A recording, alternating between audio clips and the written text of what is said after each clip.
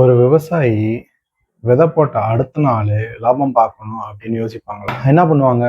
தினமும் மண் பார்த்து தண்ணி ஊற்றி வளர வரைக்கும் காத்திருப்பாங்க.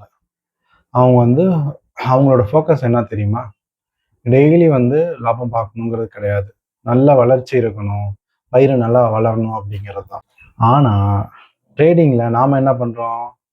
காலையில் 9-15 மணி அடித்த உடனே உள்ளுக்க போகிறோம். பிஎன்எல்ல ரெஃப்ரெஷ் பண்ணுறோம். ப்ராஃபிட் வந்துடுச்சா? சிவப்பு கலர் வந்தால் பயங்கரமாக பயப்படுறோம். க்ரீன் வந்தால் பேராசைப்பட்டுட்டு இன்னும் வரணுமா இன்னும் வரணும் அப்படின்னு நினைக்கிறோம். ஒரு விவசாயி தினமும் விதையை எடுத்து செக் பண்ண மாட்டான், வளருதான்னு. லவ் டுடே படத்தில் எப்படி நம்ம ஹீரோ விதையை எடுத்து பார்த்துட்டு வளருதாங்கிற மாதிரி அழுவாங்கல்ல வளராமல், அது மாதிரி ஒரு ப்ராசஸ் நம்ம டிஸ்டர்ப் பண்ணக்கூடாது ரிசல்ட் வர வரைக்கும். இல்லை ரிசல்ட்டும் டிஸ்டர்ப் ஆகும். மார்க்கெட்டில் கன்சிஸ்டண்ட்டாக ஜெயிக்கிறவங்க இது மாதிரி கேம்பிள் பண்ணுறவங்க கிடையாது. They are farmers. They plant with logic, they manage with patience, they accept the seasons.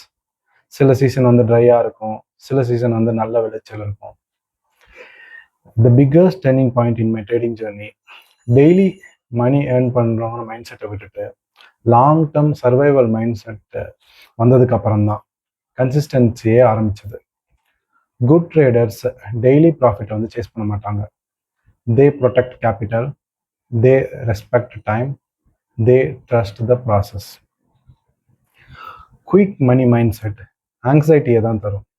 Farmer mind set stability தரும். நீங்கள் ட்ரேடராக இருக்க விரும்புகிறீங்களா இல்லை கேம்லராக இருக்க விரும்புகிறீங்களா? சொல்லுங்கள்.